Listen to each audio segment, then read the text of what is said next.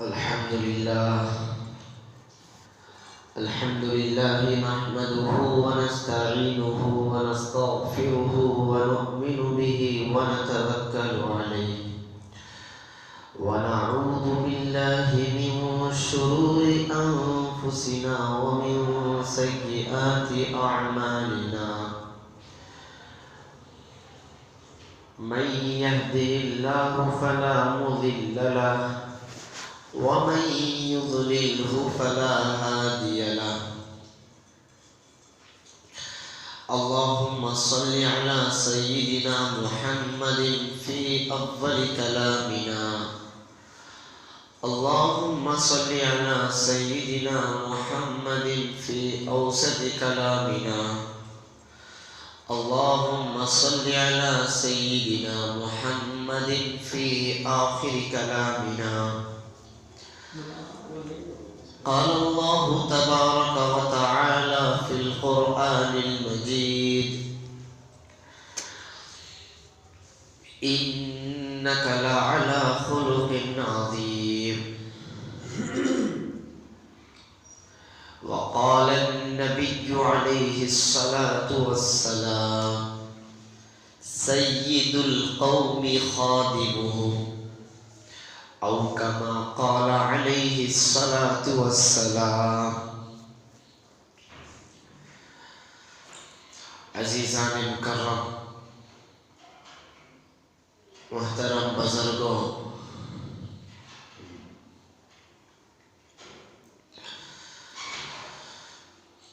اللہ تبارک و تعالی نے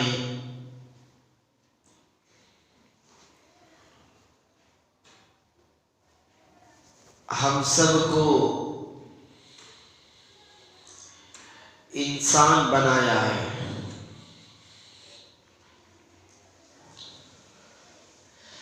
انسان بنانے کے بعد اللہ تعالیٰ اپنے فضل و کرم سے مومن بنایا ہے ایمان کی دولت سے مالا مال فرمایا ہے ویسے تو انسان غیر مسلم کو بھی کہا جاتا ہے مسلمان کو بھی کہا جاتا ہے لیکن اس میں اور اس میں فرق یہ ہے کہ وہ بس صرف انسان ہے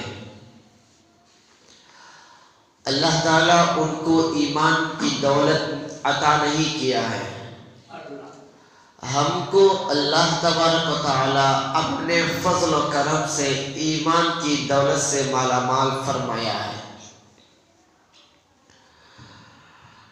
اور دین اسلام ہم کو اللہ تعالی نے عطا کیا ہے یہ دین اسلام ایسا مذہب ہے اتنا اچھا مذہب ہے اگر کوئی چاہے وہ دنیا میں کسی بھی دین کو مانتا ہو میں یقین کے ساتھ یہ بات کہہ سکتا ہوں اگر کوئی شخص دین اسلام کو سمجھ لے گا تو میرے بھائیوں وہ اپنا دین چھوڑ کر اسلام میں آ جائے گا اتنا اچھا مذہب ہے اتنا پیارا مذہب ہے اور اس مذہب اور اس دین اسلام میں قرآن شریف میں احادیث مبارکہ میں حضرات صحابہ اکرام کی زندگی میں ایسی کوئی بات آپ کو نہیں ملے گی کہ جو بھی مسئلہ پیش آ جائے اس کا حل صرف اور صرف دین اسلام میں موجود ہے اور کوئی دین میں دوسرے ادیان میں مسئلہ نہیں ملے گا چاہے وہ مسئلہ حیوانات کے قبیل سے ہو چاہے وہ مسئلہ انسانوں کے قبیل سے ہو چاہے وہ مسئلہ کھانے پینے کی قبیل سے ہو آپ زندگی کے شعبے کے جس لائن سے بھی اگر مسئلہ ڈھونڈو گے تو وہ مسئلہ صرف اور صرف دین اسلام میں ملے گا، اور دوسرے ادیان میں یہ مسائل آپ کو نہیں ملیں گے۔ اتنا اچھا مذہب ہے ہمارا، ہر بات سکھلائی ہے، ہر بات کا طریقہ سکھلایا ہے، یہ کام کرنا ہے، یہ کام نہیں کرنا ہے، بیٹھنے کے آداب، اٹھنے کے آداب، استنجا جانے کے آداب، باہر آنے کے آداب، وہاں جانے کے بعد، استنجا کو جانے کے بعد دوسرے لوگ کہتے ہیں ہمارا کیسا اسلام ہے، اسلام کیسا مذہب ہے کہ اس میں استنجا کے طریقے کو بتلایا ہے۔ میرے بھائیوں، شکر کرو کہ تم جس طرح بھی استنجا کر کے آ جاؤ گے تو آپ کا استنجا ہو جائے گا، لیکن آداب و طریقہ بتلایا ہے ہمارے مذہب نے کہ استنجے کو جاتے وقت یہ دعا پڑھ کر جایا کرو، اور وہاں بیٹھتے وقت کیا کرنا چاہیے، باہر آنے کے بعد کیا کرنا چاہیے، ہر مسئلہ دین اسلام میں موجود ہے۔ تو میرے بھائیوں، ہمارا مذہب بھی اتنا پیارا ہے، اور اللہ کے نبی علیہ السلام نے کہ اخلاق اگر دیکھیں گے، کتابوں میں پڑھیں گے تو آپ فدا ہو جائیں گے دین اسلام کے اوپر۔ اللہ کے نبی علیہ السلام کے کیسے اخلاق تھے، کیسے اونچے اور کیسے اچھے اخلاق اللہ کے نبی علیہ السلام کے تھے۔ قرآن میں فرمایا اللہ تعالیٰ نے اِنَّكَ لَعَلَىٰ خُلُقٍ عَظِيمٍ۔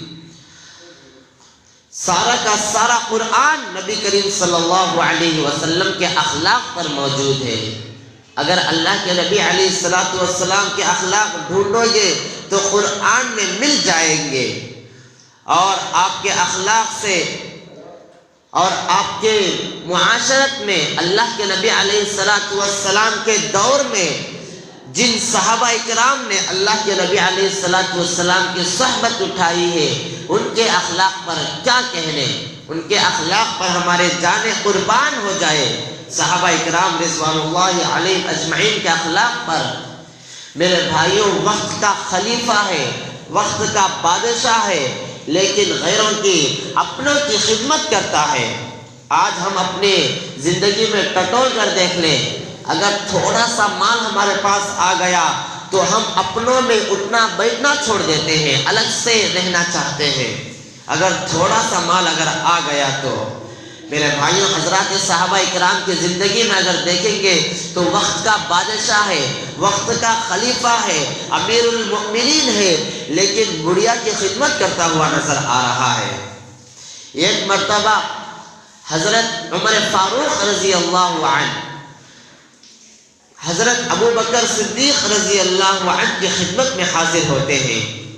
حضرت ابو بکر صدیق رضی اللہ عنہ کے سامنے ایک رجسٹر پڑا ہوا رہتا ہے، ایک رجسٹر پڑا ہوا رہتا ہے جس میں اس رجسٹر میں بیواؤں کا نام لکھا ہوا ہوتا ہے، مسکینوں کا نام لکھا ہوا ہوتا ہے، یتیموں کا نام اس رجسٹر میں لکھا ہوا ہوتا ہے، اور ان کے گھر کا ایڈریس بھی لکھا ہوا ہوتا ہے، اور ان یتیموں اور بیواؤں کو جو خدمت کرے گا، جو صحابہ اکرام خدمت کرتے ہیں، آگے ان کا نام بھی لکھا ہوا ہوتا ہے۔ حضرت عمر فاروق رضی اللہ عنہ نے اس رجسٹر کو دیکھتے ہیں، اس میں بہت سارے جگہ ایسا لکھا ہوا تھا کہ وہاں پر کوئی نام لکھا ہوا نہیں تھا، صرف بیوہ کا نام لکھا ہوا تھا، یتیم کا مال، مسکین کا نام لکھا ہوا تھا، لیکن اس کا ایڈریس لکھا ہوا تھا، آگے اس کی خدمت کون کرے گا اس کا کوئی نام لکھا ہوا نہیں تھا۔ حضرت عمر فاروق رضی اللہ عنہ نے اپنے دل میں یہ خیال کر لیا کہ میں اس بیوہ کی خدمت میں کروں گا۔ جہاں پر نام لکھا ہوا نہیں تھا خادم کا، خدمت کرنے والے کا، تو حضرت عمر فاروق رضی اللہ عنہ نے اپنے دل میں کہہ لیا کہ میں اس کی خدمت میں کروں گا۔ تو میرے بھائیوں، ایک بڑھیا جس کا نام اور ایڈریس لکھا ہوا تھا اور اس کی کون خدمت کرے گا اس کا کوئی نام لکھا ہوا نہیں تھا، اس کو حضرت عمر فاروق رضی اللہ عنہ نے اپنے دل میں کہہ لیا کہ میں اس کی خدمت کروں گا۔ دوسرے دن فجر کا وقت فجر کی نماز ادا کر کے اس بڑھیا کے گھر پہنچتے ہیں۔ اس بڑھیا کے گھر پہنچنے کے بعد حضرت عمر فاروق رضی اللہ عنہ کہتے ہیں کہ اماں جان، خدمت کرنے والا آیا ہوا ہے۔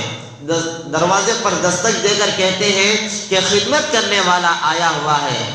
تو اندر سے آواز آتی ہے کہ کوئی آ کر ہمارے گھر کا سارا کام کر چلا گیا ہے۔ تو حضرت عمر فاروق حیران ہوتے ہیں، اس رجسٹر میں تو کسی کا نام لکھا ہوا نہیں تھا، لیکن کون آ کر کام کر کے گیا ہے؟ حضرت عمر فاروق حیران ہوتے ہیں اور حیران ہو کر اس اماں سے پوچھتے ہیں کہ کتنے دن سے یہ معمول چل رہا ہے، یعنی وہ کام کرنے والا کتنے دن سے کام کر کے جا رہا ہے؟ تو وہ بڑھیا کہتی ہے بہت دنوں سے، ایک لمبی مدت سے، ایک لمبے عرصے سے وہ آ رہا ہے اور کام کر کے جا رہا ہے۔ حضرت عمر فاروق رضی اللہ عنہ نے واپس چلے گئے اپنے گھر۔ دوسرے دن تہجد کے وقت میں تہجد کی نماز پڑھ کر حضرت عمر فاروق اس بڑھیا کے گھر تشریف لاتے ہیں اور کہتے ہیں کام کرنے والا آیا ہوا ہے۔ تو اندر سے بڑھیا آواز دیتی ہے کہ کام کر کے کوئی چلا گیا ہے، کام کر کے کوئی چلا گیا ہے۔ تو میرے بھائیوں، اس زمانے میں دو کام ہوا کرتے تھے۔ یہ کام یہ ہے کہ گھر کی صفائی کرنا، گھر کے اندر جھاڑو وغیرہ پوچھا وغیرہ لگانا۔ دوسرا کام یہ ہوتا تھا کہ باہر سے کنویں کے پاس سے پانی لا کر گھر میں ڈالنا۔ یہ دو کام اس زمانے میں ہوا کرتے تھے۔ تو حضرت عمر فاروق نے دوسرے دن تہجد کے وقت میں آ کر کہنے لگے کہ کام کرنے والا آپ کے دروازے پر آیا ہوا ہے۔ تو اندر سے پھر یہی آواز آتی ہے کہ کام کر کے چلا گیا ہے۔ تو حضرت عمر فاروق پریشان ہوتے ہیں کہ کون آ رہا ہے اور کون کام کر کے جا رہا ہے۔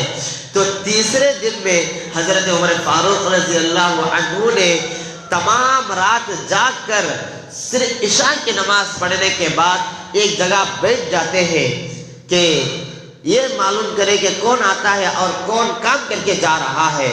ایک جگہ بیٹھ جاتے ہیں اس بڑھیا کے گھر کے راستے میں۔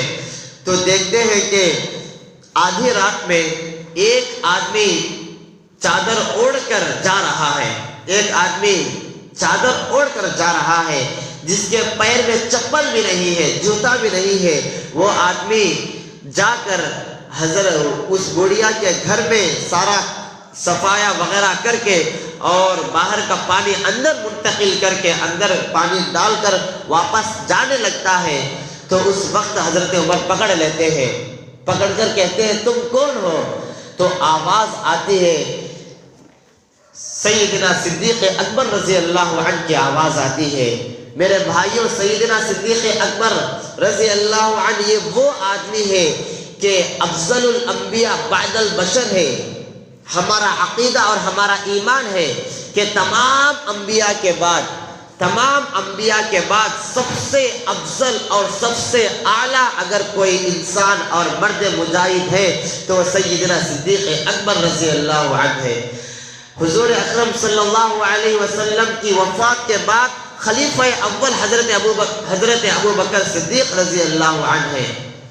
تو میرے بھائیوں، اتنا بڑا امیر المؤمنین تھا اس زمانے کا امیر المؤمنین آدھی رات کو ایک بڑھیا کے گھر میں جا کر سارا کام وغیرہ کر کے آ رہا ہے۔ تو حضرت عمر فاروق آواز سن کر پریشان ہو جاتے ہیں اور کہتے ہیں اے امیر المؤمنین، آپ اتنی رات میں کام کرنے کی کیا ضرورت ہے؟ اور اوپر سے یہ دیکھا جاتا ہے کہ آپ کے پیر میں جوتے بھی نہیں ہیں، اس کا کیا مسئلہ ہے؟ تو حضرت ابو بکر رضی اللہ عنہ کہتے ہیں کہ میں جوتے اپنے گھر میں اتار کر آیا ہوں، اگر جوتا پہن کر رات میں اگر چلوں گا تو مرد کے جوتے کی آواز تھوڑی تیز ہوتی ہے، اس کا جب قدم پڑتا ہے تو جوتے کی آواز دور تک جاتی ہے، تو میرے اس جوتے کی آواز سے کسی کو تکلیف نہ ہو جائے۔ تو میرے بھائیوں، یہاں تک خیال کرتے تھے حضرات صحابہ کرام رضوان اللہ علیہم اجمعین نے، تبھی جا کر ان کے اخلاق سے متاثر ہو کر تمام غیر مسلمون اس زمانے میں دامن اسلام سے وابستہ ہو گئے تھے اور یہ کہنے پر مجبور ہو گئے تھے اخلاق اگر کسی کے اچھے ہیں تو حضور اقدس صلی اللہ علیہ وسلم کے اخلاق اچھے تھے۔ تو میرے بھائیو، حضرات صحابہ اکرام رضوان اللہ علیہم اجمعین کے اخلاق یہ تھے۔ ہم سب کو چاہیے کہ حضرات صحابہ کے اخلاق کو اپنائے اور اپنے دین کی نشر و اشاعت کرے، اپنے اسلام پر فخر کرے کہ ہمارا دین دین اسلام ہے۔ تو میرے بھائیوں، اس طرح سید القوم خادمہم، اسی کو کہا جاتا ہے کہ قوم کا خادم، قوم کا نوکر اس کا سردار ہوا کرتا ہے۔ قوم کا خادم اور قوم کا سردار اس کا خادم ہوا کرتا ہے۔ نوکروں کا خادم کون ہوتا ہے؟ غریبوں کا خادم کون ہوتا ہے؟ جو اس محلے کا بڑا ہوتا ہے، جو مال والا ہوتا ہے، جو مالدار ہوتا ہے، اس کو قوم کا خادم اللہ کے نبی علیہ السلام نے بتلایا ہے۔ تو میرے بھائیوں، اس طرح ہم بھی اپنے اخلاق کو سدھارنے کی کوشش کرنا چاہیے، اپنوں کے سامنے، غیروں کے سامنے۔ اگر اخلاق اچھے ہو گئے تو میرے بھائیوں، ہم دین کا کام کرنے کی ضرورت نہیں ہے، خود بخود یہ دین پھیلتا چلا جائے گا۔ اخلاق سے متاثر ہو کر غیر بھی اپنا اسلام کو قبول کر لیں گے۔ اسی طرح کا اخلاق کے اوپر ایک اور واقعہ آتا ہے، اکابرین کی زندگی۔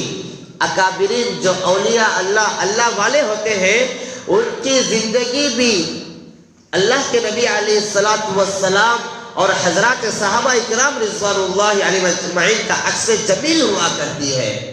یعنی اولیاء اللہ اور اللہ والوں کی زندگی، اللہ والوں کو دیکھتے ہیں تو اللہ یاد آتا ہے، ان کی زندگی کو دیکھتے ہیں تو حضرات صحابہ اکرام یاد آ جاتے ہیں۔ تو میرے بھائیوں، مفتی اعظم پاکستان کے حضرت مفتی شفیع صاحب رحمت اللہ علیہ نور اللہ مرقدہ جب دارالعلوم سے دورہ حدیث شریف سے فارغ ہوئے، یعنی عالم کورس پڑھنے کے بعد آخری سال جو ہوتا ہے، اس کورس مکمل کر حضرت جب فارغ ہوئے اور تخصصات سے فارغ ہو گئے اور مفتی اعظم مفتی بن گئے، حضرت کے پاس دوپہر کا وقت تھا، تھوڑا سا وقت حضرت کے پاس خالی تھا۔ حضرت وہاں پر میاں اصغر حسین دیوبندی رحمت اللہ علیہ، یہ اپنے وقت کے اللہ والے گزرے ہیں۔ حضرت مفتی شفیع صاحب رحمت اللہ علیہ میاں اصغر حسین صاحب دیوبندی رحمت اللہ علیہ کی خدمت میں حاضر ہوتے ہیں۔ وہاں پر جانے کے بعد حضرت کا دسترخوان لگا ہوا ہوتا ہے۔ دسترخوان پر سارے کھانا کھا کر فارغ ہو جانے کے بعد مفتی اعظم مفتی شفیع صاحب رحمت اللہ علیہ پوچھتے ہیں کہ حضرت میں دسترخوان اٹھا لوں؟ تو مفتی شفیع تو میاں اصغر حسین صاحب دیوبندی رحمت اللہ علیہ فرماتے ہیں کہ آپ کو دسترخوان اٹھانا آتا ہے؟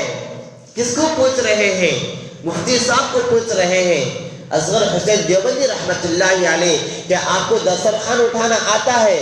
تو مفتی شفیع صاحب رحمت اللہ علیہ فرماتے ہیں، حضرت آپ سکھلا دیجئے، دسترخوان اٹھانا آپ سکھلا دیجئے۔ تو میاں اصغر حسین دیوبندی رحمت اللہ علیہ فرماتے ہیں، بیٹا دسترخوان کس طرح اٹھایا جاتا ہے میں آپ کو بتاتا ہوں کہ ہم وہاں پر بیٹھ کر کھانا کھائے ہیں، کھانا کھانے کے بعد جو پلیٹ میں اور جو خواب میں کھانا ہوتا ہے، ماں بقیہ کھانا، جو بچا ہوا کھانا ہوتا ہے، سب سے پہلے اس کو اٹھا کر اپنی جگہ یعنی کچن روم میں پہنچا دینا چاہیے۔ اس کے بعد دسترخوان میں جو ذرات پڑے ہوئے ہوتے ہیں، ایک دانہ، آدھا دانہ اور اسی طرح سے کچھ ذرات پڑے ہوئے ہوتے ہیں، سب سے پہلے ان کو سمیٹ لینا چاہیے۔ سب سے پہلے وہ ایک دانہ، آدھا دانہ جو بچا ہوا ہے دسترخوان میں پڑا ہوا ہے، اس کو سمیٹ کر ایسی جگہ ڈالنا چاہیے جہاں کیڑے اور مکوڑے ہوتے ہیں۔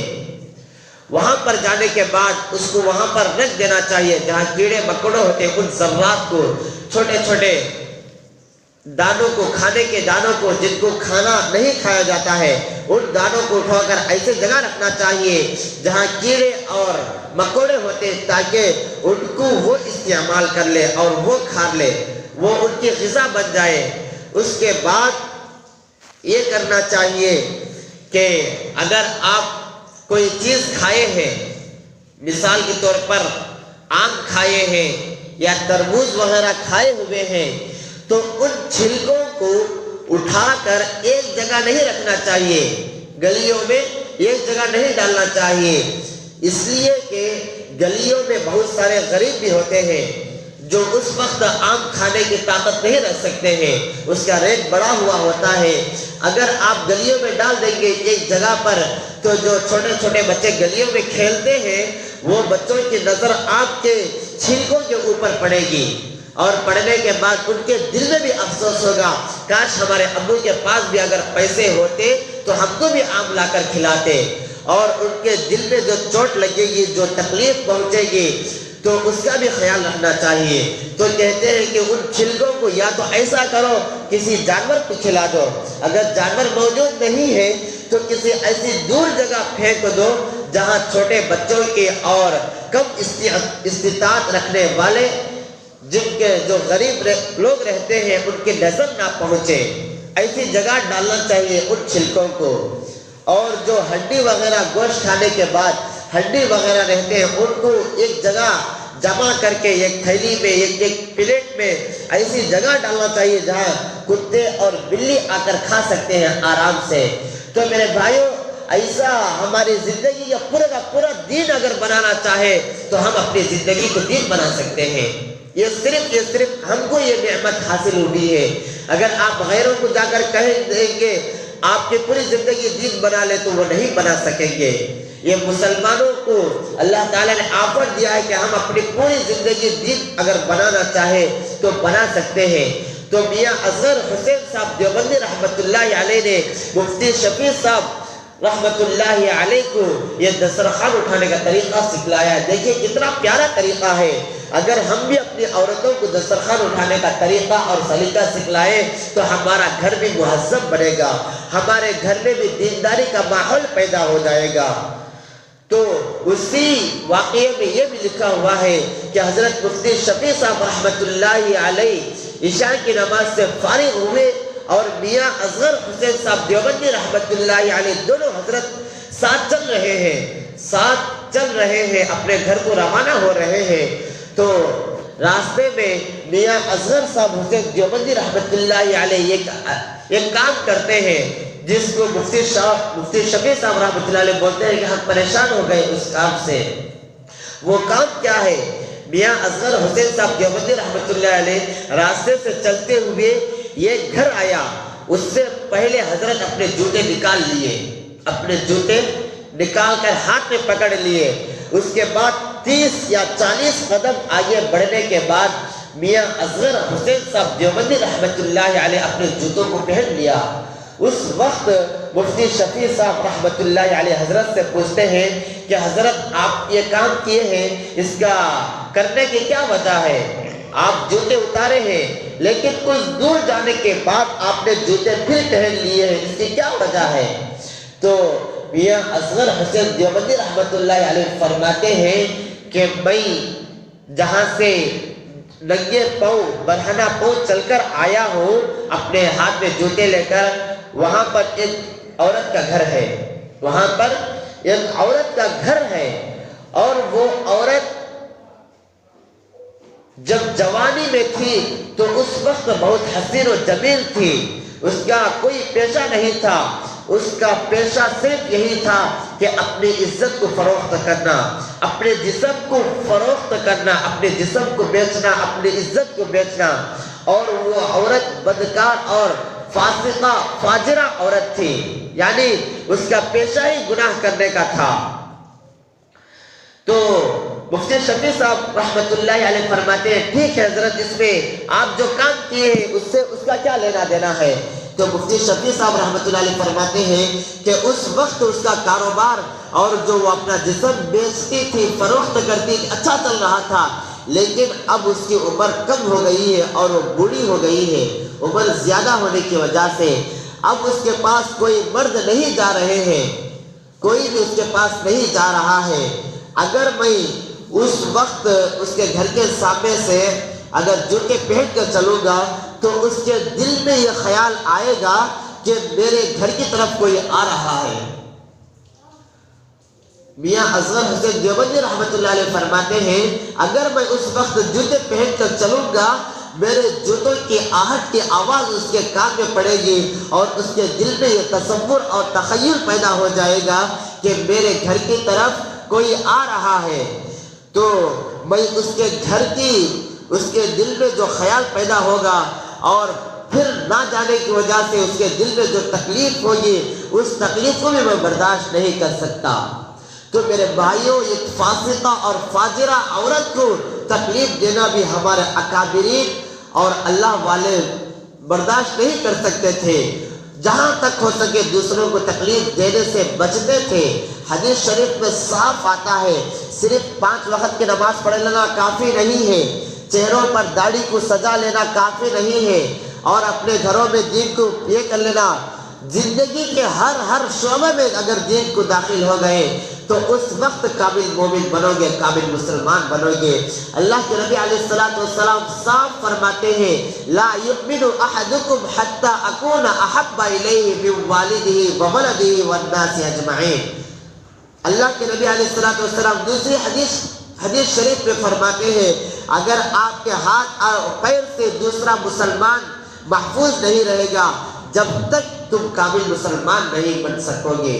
تو میرے بھائیوں، ہم اللہ والوں کی زندگیوں کو پڑھنا چاہیے، اللہ والوں کے ساتھ وقت گزارنا چاہیے، اللہ والوں کو دیکھ کر اللہ یاد آتا ہے۔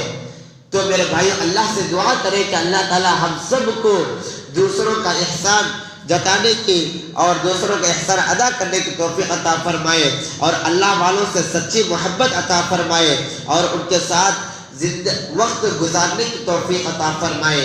آمین۔ وآخر الدعوانا الحمد للہ رب العالمین۔